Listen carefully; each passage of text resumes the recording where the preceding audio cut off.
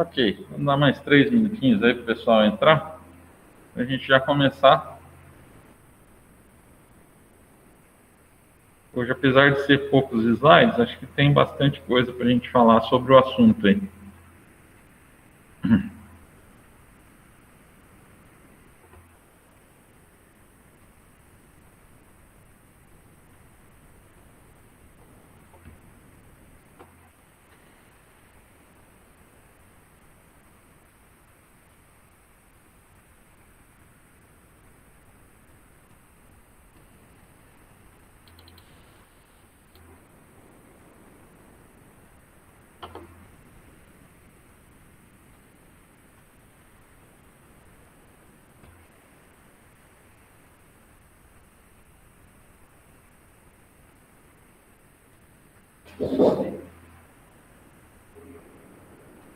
Só não está pulando aí para vocês não, né? O áudio, tudo, né? Não está pulando não, né?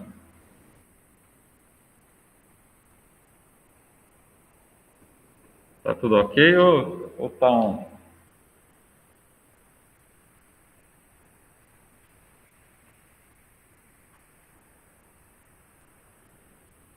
Ah, beleza. Ainda bem, porque a primeira aula foi um sufoco aqui para dar.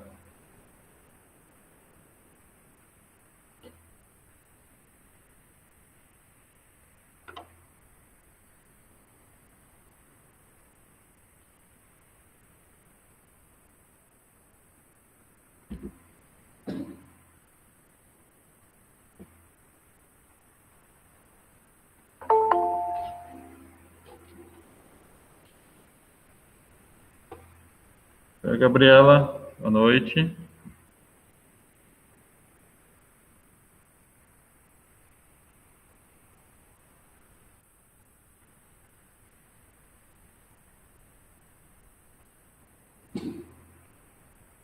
Oi, Gabriela, boa noite. Boa noite, professor. Boa noite.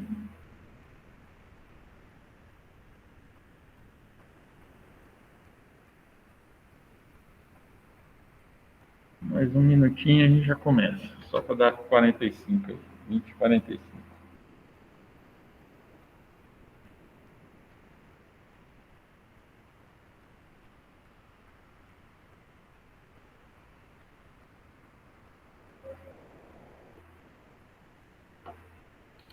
Então, vamos lá? Quem vai entrando aí, né?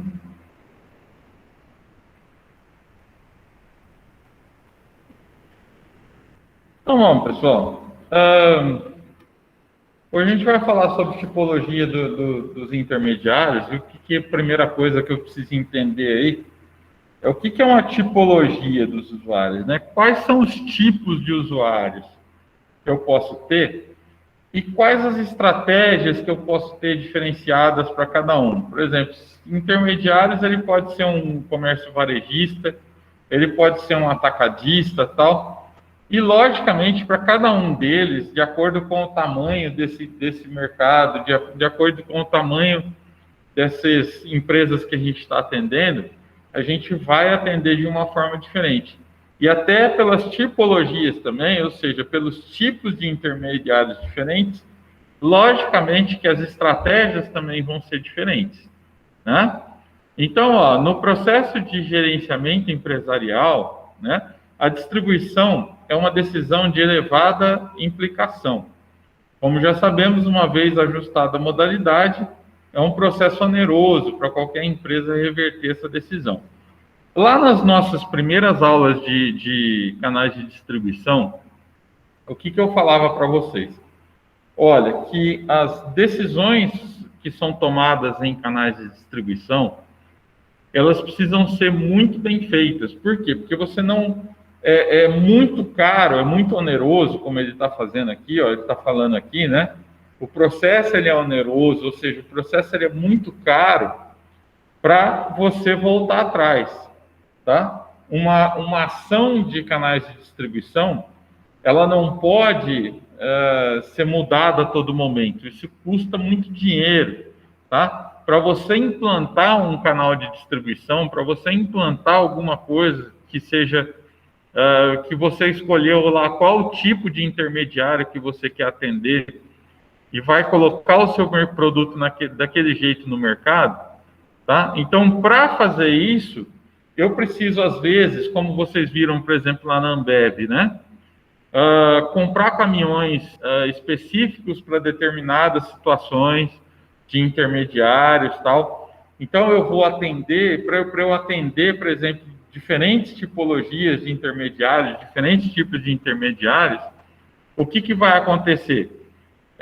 Eu preciso que essa estratégia seja muito bem feita para eu poder fazer essa implantação, tá? Vocês já imaginaram, por exemplo, eu vou uma Coca-Cola da vida. Olha, eu coloquei um intermediário lá, eu coloquei um distribuidor, que nem a gente tinha aqui, dentro de Dracena, porque distribuía para a nossa região aqui, né? A Coca-Cola. O que aconteceu com a Jojo, que era essa empresa que distribuía, tá? Vocês já imaginaram, por exemplo, se eu tivesse que tirar essa gama de intermediários porque não deu certo, né? A Coca-Cola teria um gasto muito grande. Por quê? Porque ela determinou determinados tipos de caminhões para virem aqui para fazer essa entrega. E aí, de repente, eu volto atrás e falo, não, essa estratégia não está certa, eu quero mudar essa estratégia. Vocês já pensaram o quanto isso seria caro? Olha, essa estratégia de jogar lá nos intermediários caminhõezinhos pequenos para entrar dentro da cidade, tal, não sei o quê, ficou muito cara essa estratégia porque gasta muita combustível, tal, não sei o quê. Não dá para voltar atrás, tá? Por quê? Porque você já fez investimentos em caminhões.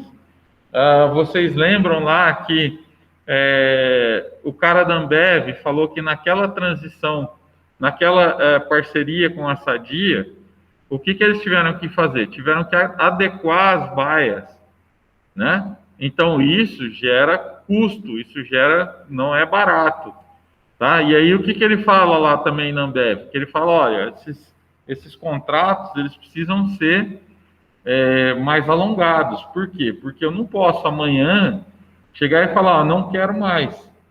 Simplesmente não quero mais. Não, essa decisão, ela precisa ser muito bem tomada, e aí vocês vão lembrar que o cara da Ambev fala que deixa, por exemplo, a empresa trabalhar durante um mês, uma semana, não lembro quanto tempo ele falou, mas que ele deixa esse tempo que é para a empresa saber se ela quer ou não. E aí você pode fazer essas modificações, tá? Isso é o know-how, isso vocês já devem ter quebrado a cabeça aqui, já devem ter batido cabeça e tal, e viram que dessa forma é a melhor forma.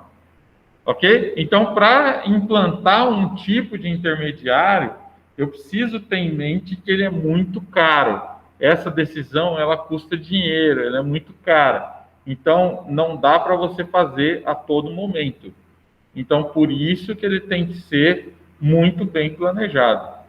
Tá? Então, vamos lá, continuando. Entender a evolução da distribuição permite às empresas aumentar a assertividade no processo de tomada de decisão.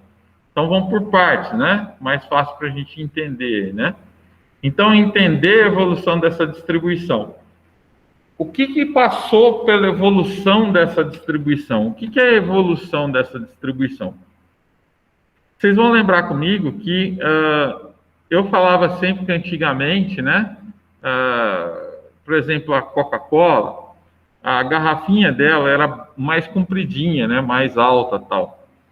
E aí, de tempos em tempos, por exemplo, o marketing, ele trabalha alguns setores como seu diferencial competitivo. E, há pouco tempo atrás, a praça, que é nos canais de distribuição, que é a distribuição em si, que é a entrega do produto e tal, ele passou a ser visto com outros olhos, tá? Por quê, pessoal? Lembra que eu comentei em outras aulas com vocês de que as empresas que vendem produtos, por exemplo, essas empresas elas ficaram muito iguais, tá? Então, se eu pegar lá uma latinha de Guaraná, Skol, Guaraná Antártica, ele vai ser a mesma latinha que você encontra na Tupibaína, na Tubaína Funado, por exemplo, tá? Então, a diferenciação de produtos ela é muito pequena hoje. No produto, você não pode ter uma decisão voltada para o produto. É lógico que você ter um produto diferenciado, né? Que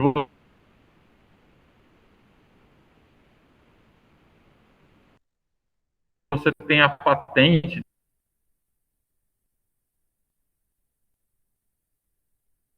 dele, por exemplo, que ele é exclusivo, aí sim vale a pena, né?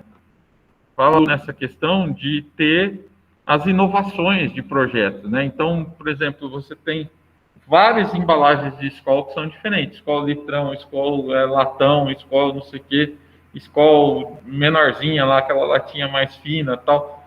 Então, ela adotou aquilo como um posicionamento de mercado, onde ela coloca os seus produtos, ela pega os seus produtos e ela usa como um lançamento desses produtos, tá? Isso é o posicionamento dela, é ter inovação. Por quê? Porque é o jovem, a escola hoje, o público-alvo dela é o jovem, tá? Então ela tenta fazer esse tipo de ação, ok? Então, entender essa evolução da distribuição permite às empresas aumentar a assertividade. É lógico, pessoal, que nem eu falei para vocês em aulas passadas, eu consegui colocar mais produtos no meu caminhão.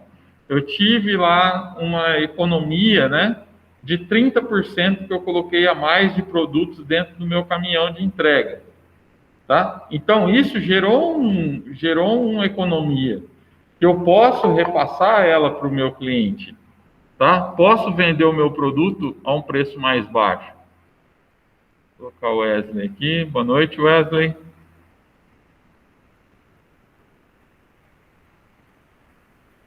Tá? Então eu posso estar vendendo esse produto mais barato, no caso. Mas eu volto a insistir com vocês. Você ficar fazendo promoção não vale a pena. A promoção ela só vale a pena quando você consegue amenizar de um lado, tá? Para você não cair a sua rentabilidade.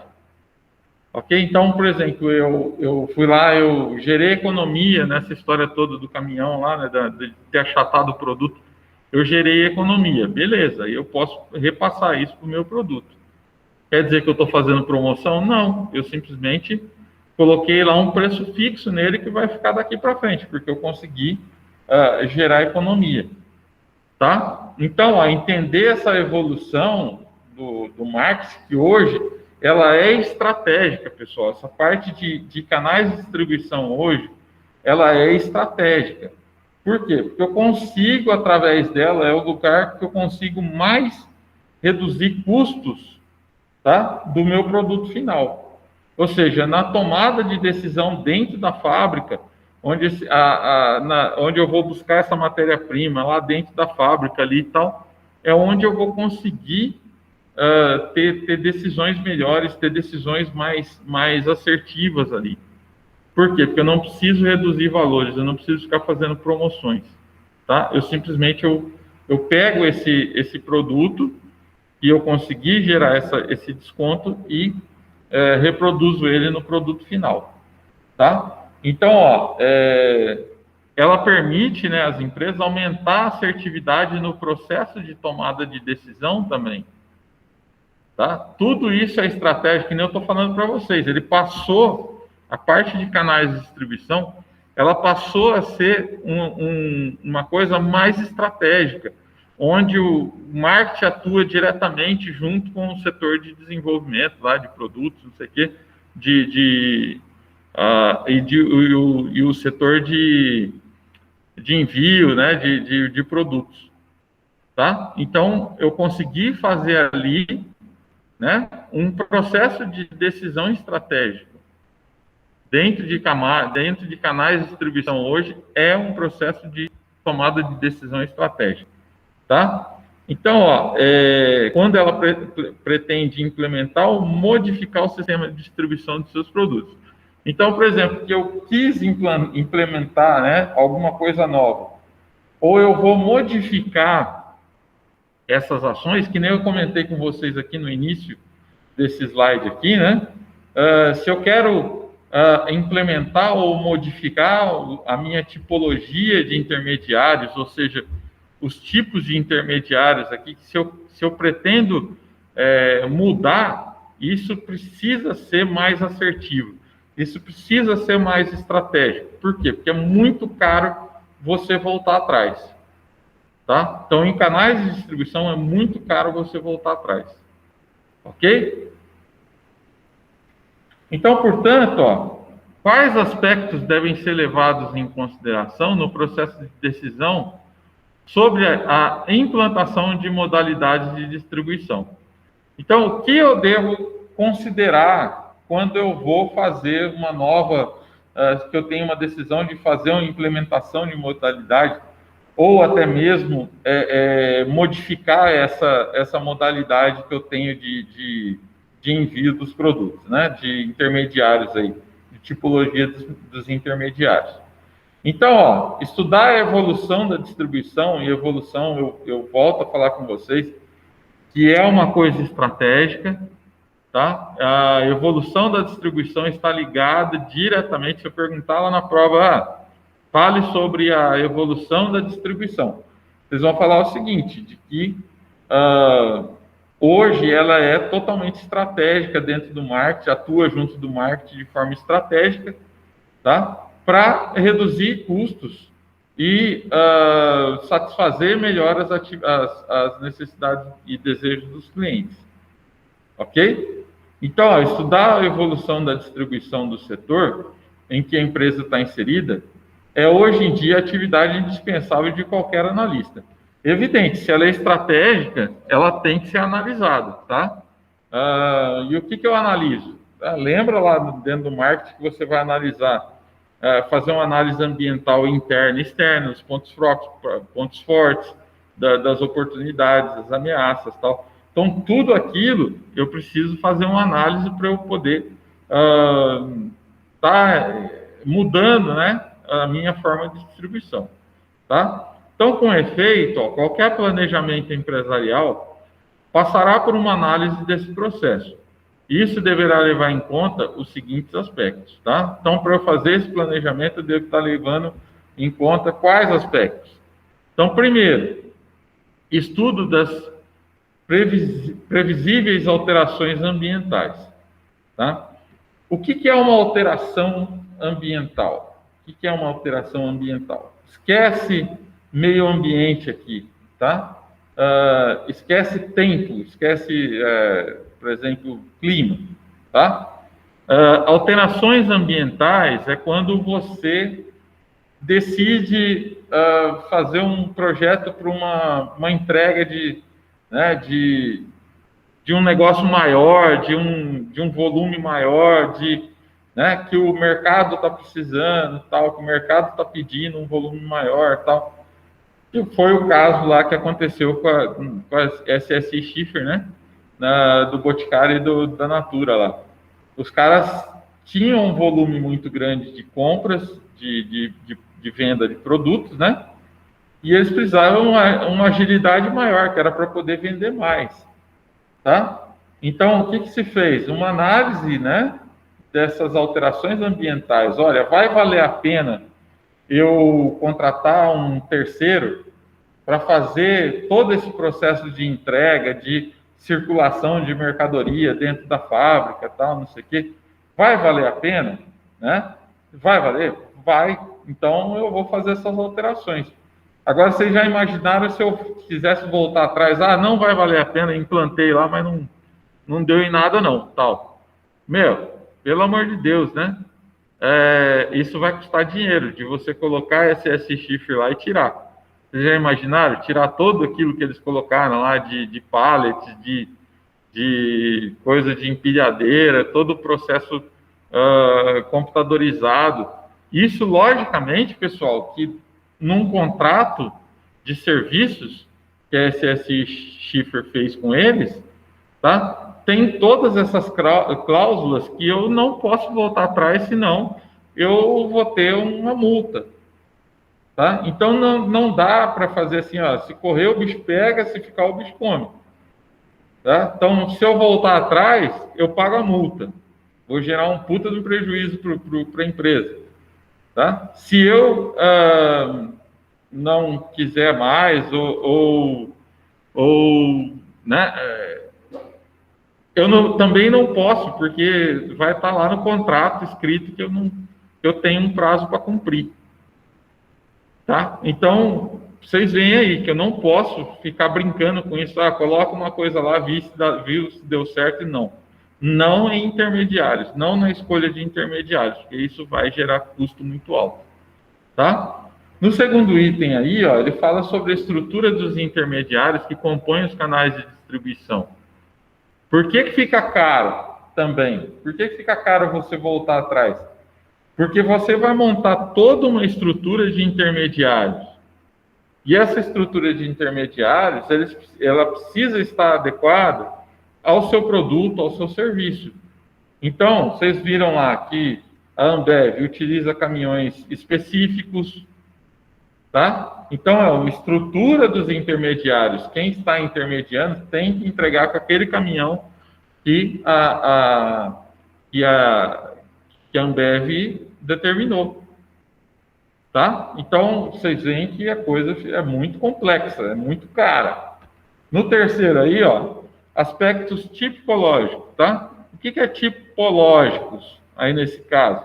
Aspectos do tipo de cada intermediário, tá? Que caracterizam os formatos de varejo presentes no setor. Ou seja, quais são os tipos de varejo que eu tenho no setor? O intermediário varejista supermercado final é um tipo de varejo. O intermediário, que é o distribuidor, é outro tipo de varejo. Tá? Então, existem tipos diferentes de distribuidores. Ok? Outro fator aí, ó, são fatores internos que condicionam essa evolução. Tá? Então, quando, por exemplo, o papel higiênico Neve, lá, quando ele achatou o papel higiênico para que coubesse mais no caminhão, né? O que aconteceu? Eu venho de todo um processo interno, de fatores internos, ou seja, que teve uma alteração no produto para que esse produto coubesse mais dentro do caminhão, tá? Para que, se coubesse mais dentro do caminhão, me gerasse economia, e gerando economia, inclusive, eu também vou respeitar as leis ambientais. Então, vocês veem aí que diversos fatores internos foram responsáveis pela evolução desses canais de distribuição, da escolha desses canais de distribuição. Beleza? Outro fator aí, ó, o grau de inserção do setor no mercado global, ou seja, as empresas estão buscando, né, vender para o mundo inteiro. Então, acessar o grau de inserção aí é o grau que eu vendo para fora do país.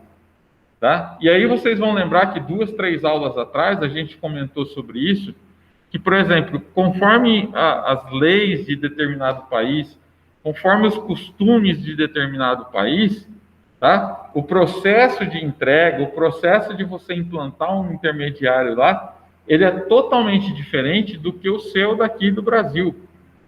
Você tem alguns lugares que têm leis religiosas, vocês têm alguns lugares, que nem eu falei para vocês outro dia, que o transporte não é via correio, tem lugares que o transporte é via navios, é via férrea, né, que é via trem, né? Então, tem que ver aí qual que é o grau de inserção do setor no mercado global, porque cada lugar é diferente. Então, vocês já imaginaram, se eu tivesse que mudar isso também, eu faço todo um aparato lá para poder fazer entrega. Vamos imaginar, por exemplo, o Mercado Livre, né? O que o Mercado Livre fez? Olha, eu vou nos países que eu atuo, eu vou criar um galpão para que você mande o seu produto para cá e daqui os produtos saiam para os lugares de entrega em 1, 2 dias. Então, depois vocês entram lá no YouTube e olha como que é a distribuição do Mercado Livre. Vocês vão ficar besta de ver, pessoal, besta de ver, tá? Porque é muito organizado, são terceirizados, eles pegam esses terceirizados para aquele determinado mercado e os negros estão se matando, né? Você vai lá num galpão, trocentos mil produtos lá que saem de lá, trocentos mil carros que saem de lá. Então, você precisa ter uma organização muito grande. Você já imaginou do nada, você falar, não está dando certo, vamos voltar atrás. Meu, não dá, você mexeu com uma série de coisas, você mexeu com um monte de gente, com seus carros que transformaram em coisa, então não dá para voltar atrás, tá? Dá, só que ele vai gerar custo, né? Oneroso, como ele fala lá em cima, né? Outro fator é a necessidade de eventuais adaptações da cultura empresarial, né? Adaptações, elas podem ocorrer, inclusive na cultura empresarial. Vamos supor que o cara morreu lá de Covid, assumiu o filho dele tem outra visão do negócio, tá? Então, ele quer implementar adaptações. A cultura empresarial vai ser diferente. Tá? Contratei um gerente de marketing lá que ele é muito mais voltado, por exemplo, para o marketing digital do que para canais de distribuição. Você vai ter uma alteração ali pela cultura empresarial. Tá? Então, eu preciso me adaptar. Ok? Então, vamos em frente aí, ó. A cultura empresarial, definida como as normas e os valores prevalecentes na empresa, é determinada por uma série de fatores. E os mais importantes são a língua, as atitudes políticas, a legislação, as atitudes sociais, os valores, a educação, a religião. Que nem eu falei para vocês, por exemplo, se você vai para o mercado internacional, para o mercado global, o que acontece? Você precisa ver quais são os aspectos daquele país que você está exportando, tá? Porque ele tem leis diferentes, ele tem fatores de distribuição diferentes. Se você implanta, por exemplo, uma empresa na China, compensa você mandar para o Brasil, para o mundo inteiro, porque o governo subsidia o correio deles lá. Não chama correio, mas ele subsidia. Tá? Então, Mole sugere que a análise do comportamento organizacional seja realizada com base em elementos que compõem o triângulo da cultura. Primeiro, comunicação, a organização e a liderança, para, deste modo, tipificar as empresas de acordo com a cultura prevalecente. Ou seja, de acordo com cada item aqui, né, desses três, ou a comunicação, ou a organização, ou a liderança, tá? Que eu vou tipificar as empresas lá, né? Eu vou montar, por exemplo, a minha estratégia inclusive de pagar esse pessoal, tá? De forma diferente, ok? Então, são coisas diferentes, são coisas, primeiro, baseadas em comunicação, ou seja, no interno lá da empresa, desde o interno da empresa, eu preciso de comunicação com os funcionários, tá? Se não tiver isso, já começa errado ali. Eu preciso ter comunicação legal com os intermediários também. Eu preciso ter um certo jogo de cintura, que normalmente causa ciúmes aqui, ciúmes ali e tal. É difícil você lidar com o intermediário, tá? Então, consequentemente, se é difícil, eu tenho coisas diferentes, né, estruturas diferentes, eu preciso ter liderança para tratar com esses intermediários. Tá? Porque tem determinadas coisas que, por exemplo, não dá para eu te vender no mesmo preço que eu venderia uma carreta fechada, tá? Uma caixinha de produtos. Essa é a diferença. Ok? Então, quem está liderando isso, ele precisa ele precisa tomar cuidado com isso, né? Porque você tem aí diferentes tipos de intermediários, com interesses diferentes, tá? Então, a comunicação aglutina não só os aspectos linguísticos, mas também todos os comportamentos não verbais e todas as atividades simbólicas, tá? O que são comportamentos não verbais? Comportamento verbal é aquele que está ali, o cara expressa que ele não está satisfeito, tal, não sei o quê, vem, bate o pé, briga com você, tal, não sei o quê, né? Esses são os comportamentos verbais. E os não verbais? Os não verbais são aqueles que a gente não tem ele explicitamente, tá? Os comportamentos não verbais aqui é aquele cara que pega, ele vai te boicotar. Se for funcionário, ele vai te boicotar. Se ele for um intermediário, ele vai te boicotar, tá? Já vi intermediários, por exemplo, boicotarem as suas vendas e vender do teu concorrente só para te sacanear, tá? Então, isso são comportamentos não verbais, ó. E todas as atividades simbólicas que de algum modo contribuam para manter as expectativas dos colaboradores da empresa. Eu falei que é interno e também o externo, tá? Colaborador da empresa, às vezes o intermediário pode ser um colaborador da empresa, ok? Ele é contratado, então ele pode ser um colaborador da empresa, beleza? Então, ó, a organização, deixa eu só ver onde a gente está aqui, tem bastante ainda, ixi. A organização é um conjunto de valores assumido pelos indivíduos que reflete no modo como o trabalho é organizado, como são executados os planejamentos ou medidos os resultados. Então, vão por partes aí novamente, fica mais fácil da gente entender, né? Então, a organização é um conjunto de valores assumidos pelos indivíduos. Então, o planejamento, tá? Ele precisa ser uma coisa que vem de todos. Eu não posso simplesmente não agradar, por exemplo, um intermediário, não agradar um colaborador, e aí esse cara vem me boicotar. Então, ele tem que ser um conjunto de valores assumidos, ó. Ele precisa ter uma coisa coesa entre todos. Olha, vamos brigar pela nossa empresa, vamos fazer isso, vamos fazer aquilo, vamos fazer a distribuição dessa forma aqui, aí, com que todos que estão envolvidos, ou seja, a fábrica, o fornecedor de matéria-prima, a fábrica, o intermediário de revenda, ou seja, o intermediário atacadista e o varejista final, tá? Para que eles tenham uma harmonia entre si. Ok? Então, isso eu preciso ter com que eles tenham valores assumidos, ou seja, eles precisam ter um negócio legal entre eles, tá? Então, ó, que reflete no modo como o trabalho é organizado. Ou seja, todo o meu trabalho de despacho dessa mercadoria, como que ela passa pelos intermediários, e ela chega no consumidor final, no varejista, e ela chega no consumidor final, tá?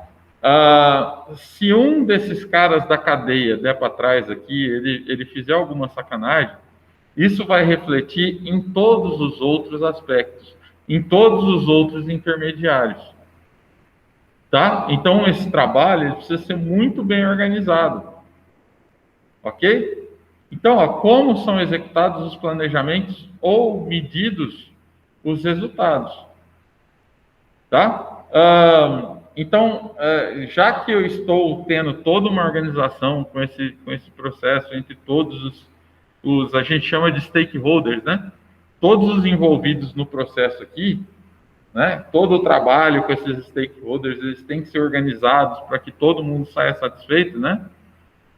Para isso, logicamente, eu preciso ter planejamento ou medir os resultados, ou seja, eu preciso fazer de tempos em tempos uma pesquisa de clima, que chama, né, uma pesquisa de clima com meus colaboradores, para saber se eles estão satisfeitos com aquilo que eu estou planejando para eles. Tá? E aí eu vou implantar coisas que sejam melhores para eles.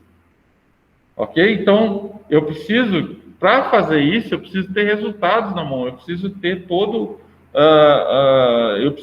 um processo de números nas mãos para tomar essas decisões. Tá? Então, isso são coletados normalmente em pesquisas. Com colaboradores, são pesquisas de clima, tá? Em que eu vou ouvir meu colaborador, eu vou ver se ele está satisfeito com a minha empresa, o que ele tem para sugerir, tá? Se ele está satisfeito com o salário dele, se ele está satisfeito com o emprego dele, tá? E também com o resto dos meus stakeholders. Eu preciso saber, por exemplo, quais são os aspectos que mais são importantes, por exemplo, para o meu fornecedor de matéria-prima, para que ele me entregue aquele produto, tá, dentro dos prazos que são exigidos por mim. Se aquele intermediário, se aquele cara da matéria-prima atrasa, todo o outro processo da cadeia vai estar atrasado. Tá? Então, eu preciso fazer com que todo mundo trabalhe coeso, todo mundo trabalhe de forma legal para essa empresa, né? Que não faça essa sacanagem, né? Então, a liderança, que também representa outra série de valores, refere-se à determinação de quem tem o poder, como ele é exercido, quem manda e ou ainda como são tomadas as decisões. Então, vocês têm diversos modelos de diretorias, vamos dizer assim, né? Você tem vários tipos de diretorias que têm ideias diferentes, tá? Então, de acordo com que cada uma leva essas questões, tá? Vamos supor, olha, eu só vou trabalhar, eu tenho na minha mente aqui na empresa, tá? De que eu só vou trabalhar com fornecedor que me entrega em 1, 2 dias, no máximo em 2 dias. Beleza, isso é estratégia. Tá? Eu posso ter um que fala assim, olha, eu não vou admitir atraso dos intermediários aqui. Tá? Então, é outro processo. Então, isso depende de quem está tomando essa decisão dentro da empresa. Quem é o responsável por essas decisões dentro da empresa? Tá? E fazer com que aquilo seja exercido, fazer com que aquilo seja executado.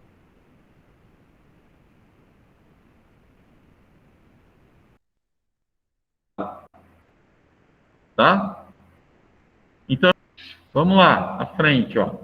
Então, de acordo com os 3 parâmetros apresentados anteriormente, né, as empresas varejistas podem ser tipificadas pelo grau de organização, né, pela comunicação que utilizam ou ainda pelo sistema de liderança que adotam.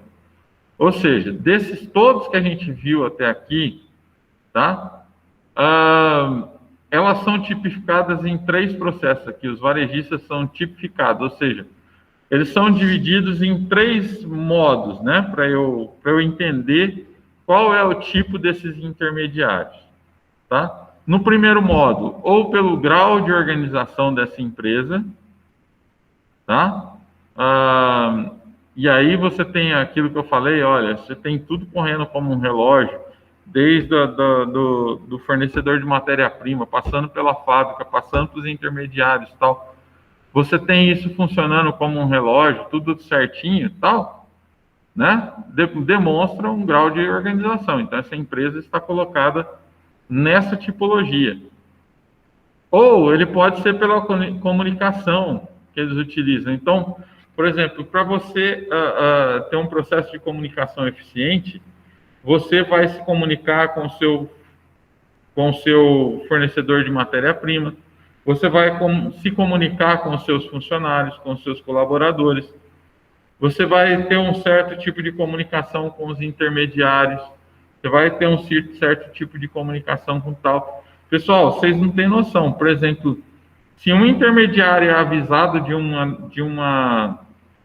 por exemplo, de um desconto que está sendo dado pela essa fábrica, e ela não faz isso com o seu paralelo aqui, com o seu concorrente ou com o seu outro distribuidor, isso gera uma briga dentro desses canais de distribuição, tá? Que pode se tornar insustentável, a ponto de um ou outro querer boicotar um determinado produto ou serviço, tá? Então, ou ainda, ó, uma terceira tipologia aí é pelo sistema de liderança que eles adotam.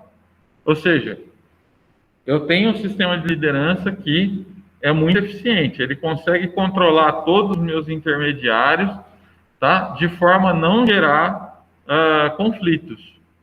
Então, isso exerce um tipo de liderança. E o que é essa liderança? O que pode ser essa liderança? Por exemplo, eu adoto lá de que se você comprar, por exemplo, uma carreta, você tem 10% de desconto. Se você comprar duas, você tem 12% de desconto. Tá? E aquilo tem que ser uma lei. Aquilo, se não tiver um cara ponta firme, um cara que vai bater o pé, que ele vai fazer com que aquilo seja cumprido, tá? Ele gera problema, ele gera conflitos também entre esses intermediários.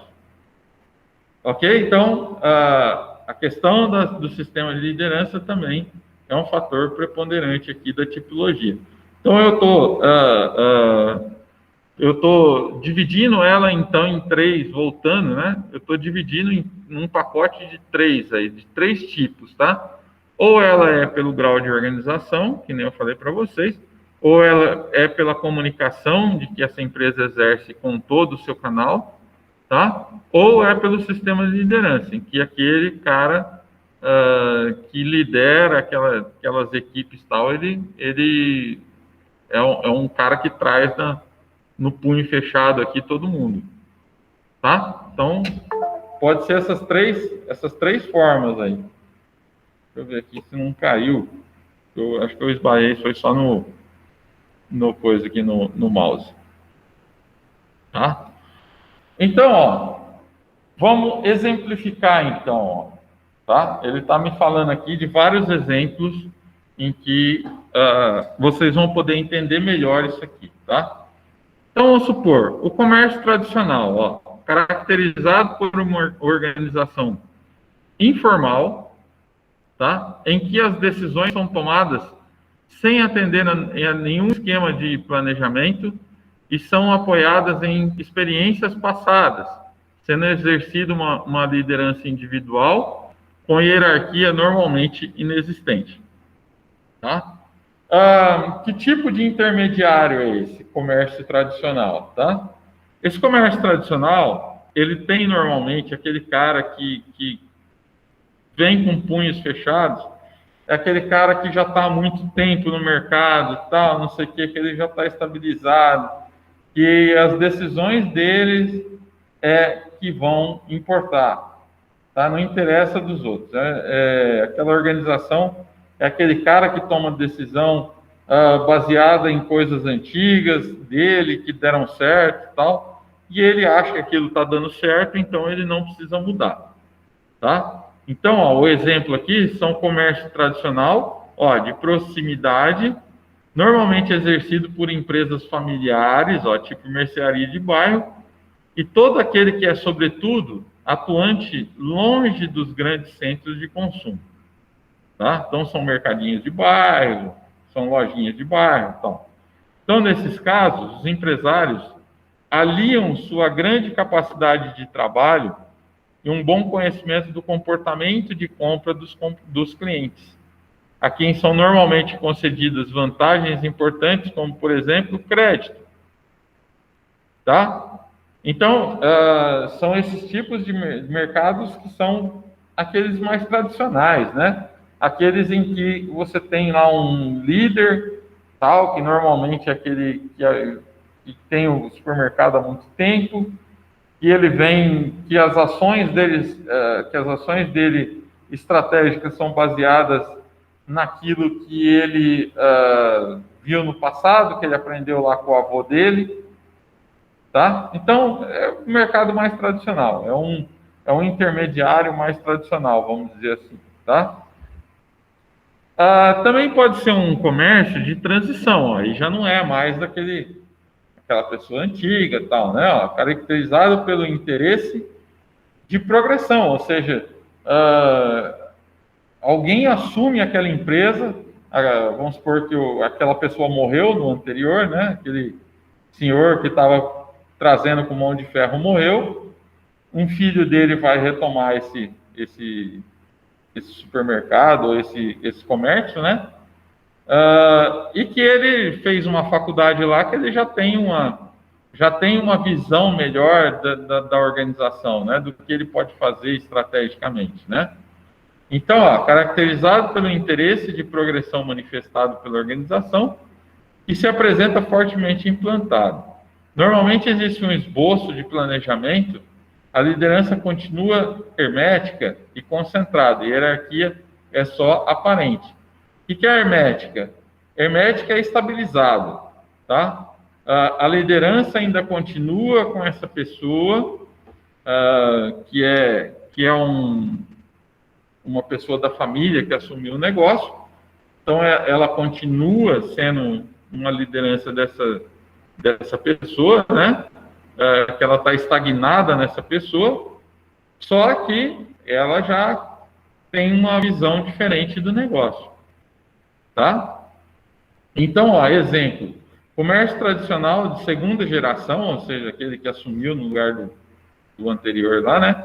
Do tipo pequeno supermercado ou mercearia grande, normalmente são empresas de índole familiar, com poder concentrado no líder, tá? Mas onde existe alguma organização, pelo que a receptividade à inovação é maior.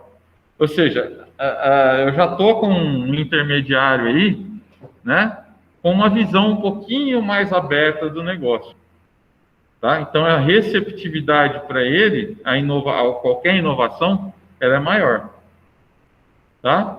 Então, são empresas que procuram adaptar-se à evolução dos mercados, existindo ainda algum espaço para o associativismo e receptividade para aprendizagem de novos conceitos. Ou seja, o que ele me fala aqui? Olha, o cara tem um pouquinho mais de visão, mas não é aquela visão estratégica com base em gestão.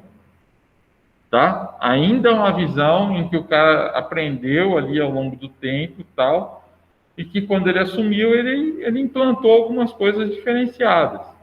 Mas ainda é um cara que traz um pouco com mão de ferro. Tá? Ou ele pode ser aqui, um comércio contemporâneo. Aqui a coisa já começa a mudar. Quando você usa a palavra gestão aqui, é que eu estou já fazendo de forma estratégica da melhor maneira possível. E que é gestão, solucionar problemas para que se torne uma vantagem competitiva. Tá? Eu trabalhar melhor aquilo que eu estou fazendo da forma mais certa possível, e a gestão é isso, tá? Para que eu possa fazer as decisões de forma estratégica. Então, no comércio contemporâneo, né, ele é caracterizado pela introdução de novos métodos de gestão na organização. E ainda pelo perfil do empresário, normalmente sem experiência anterior no setor. Tá? Se ele não traz, ele sem experiência, ele vai falar assim, mas o cara está trazendo um monte de gestão aqui, mas ele não tem experiência no setor. Às vezes, pessoal, isso pode ser uma coisa boa.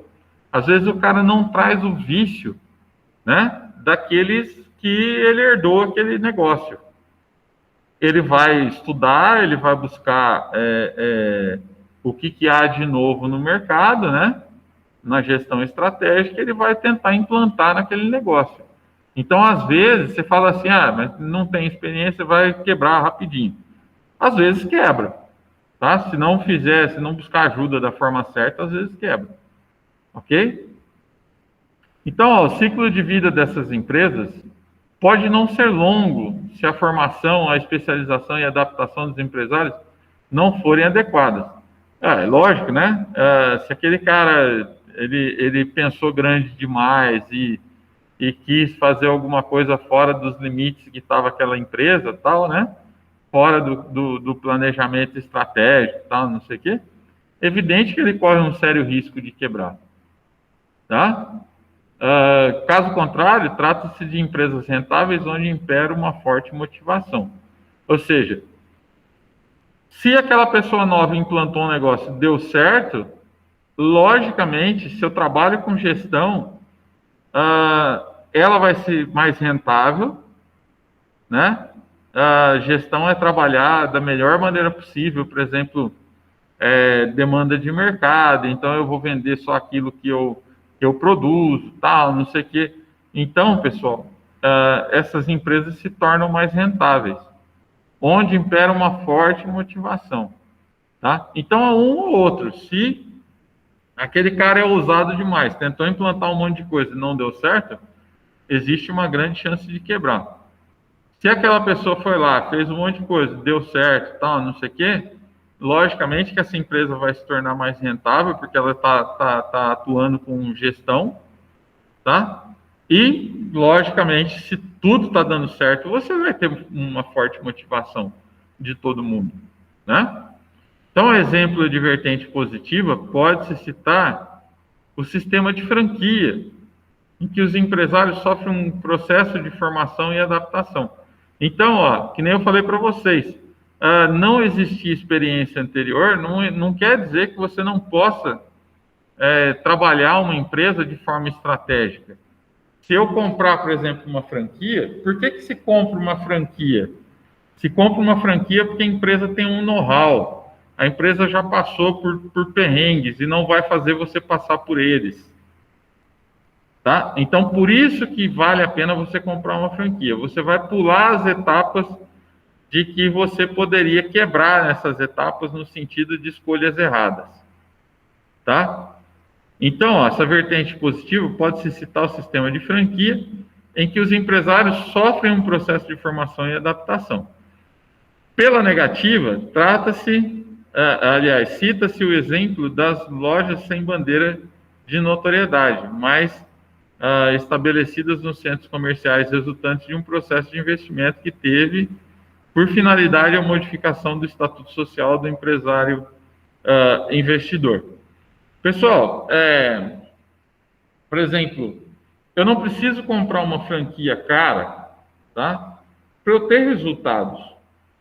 Ele me fala aqui que se eu comprar uma marca de notoriedade, uma bandeira, né, uma marca de notoriedade, e eu implantar no lugar certo, onde aquela franquia mandou eu implantar ali, porque é ali que vai gerar o resultado, tal, não sei o quê, e eu seguir à risca toda a cartilha daquela franquia, eu tenho grande chance de dar certo. Tá? Tenho grande chance de dar certo. Então, com isso, logicamente, né, há mudanças, há modificações, que nem ele fala aqui, do estatuto social do empresário investidor. Ou seja, há mudanças no comportamento dele. Tá?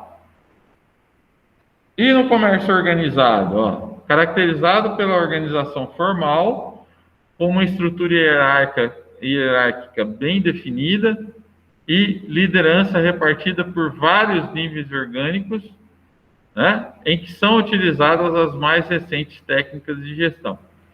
Esse aqui é o ideal, pessoal. O comércio organizado, com técnicas de gestão, tá, é aquele que vai pastar menos, vamos dizer assim, entre aspas, né? Então, ó, exemplo, pode-se citar empresas internacionais que operam no Brasil, as grandes empresas nacionais e algumas médias empresas de recente constituição. Então, pessoal, essas empresas que vêm de fora, tá? No início, que vem as multinacionais, tal, trouxeram todo um sistema de gestão que vem lá de fora, normalmente nos Estados Unidos, tá? Que o marketing ele atua de forma bastante específica, né?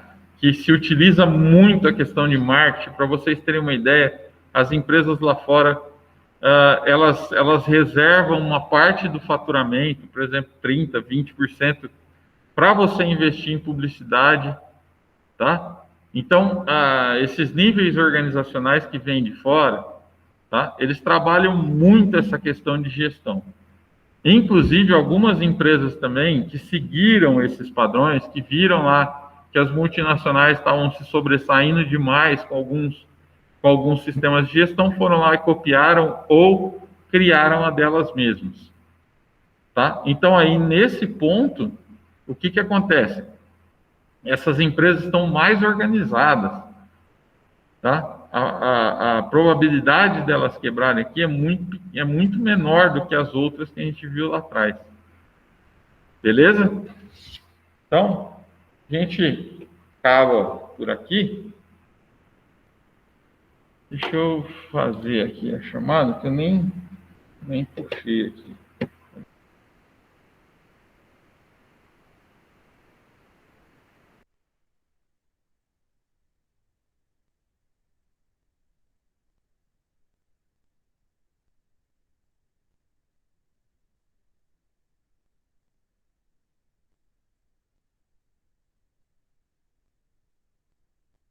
De vocês hoje.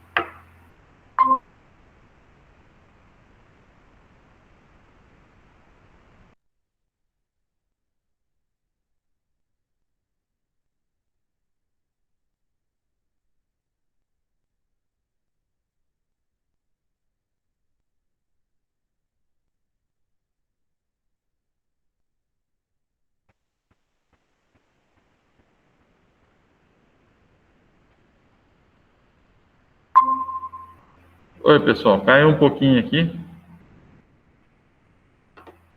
Caiu a conexão aqui um pouquinho. Vou puxar aqui.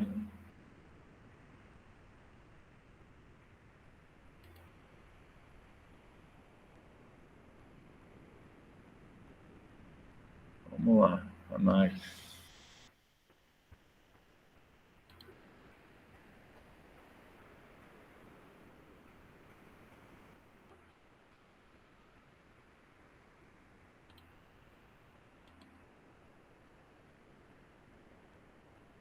Então, vamos para a nossa chamada. Wesley, aí. Wesley tá, né? Só um pouquinho.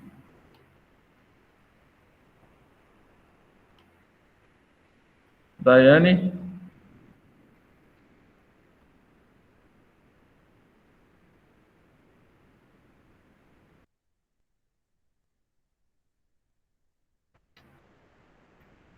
Felipe.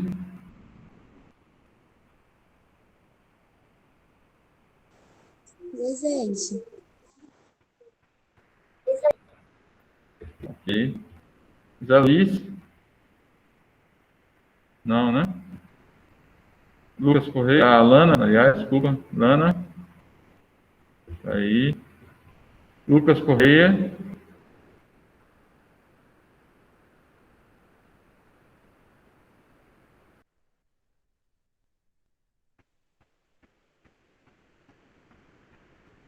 Lucas tá aí? Tá aí, né? Tá correto, tá aí. Monique. Presente. Wesley. Beleza, galera. Então, até amanhã com a nossa aula de marketing aí. Acho que só no final agora que ele caiu um pouquinho aí, né? Acho que o restante deu para ir normal, né? Foi só no final. Ah, então tá bom. Então melhor, então. Porque a outra aula foi terrível. Tá bom, galera? Então até amanhã para vocês. Boa noite para todo mundo. Tá joia? Amanhã a gente se vê. Boa noite, professor. Boa noite.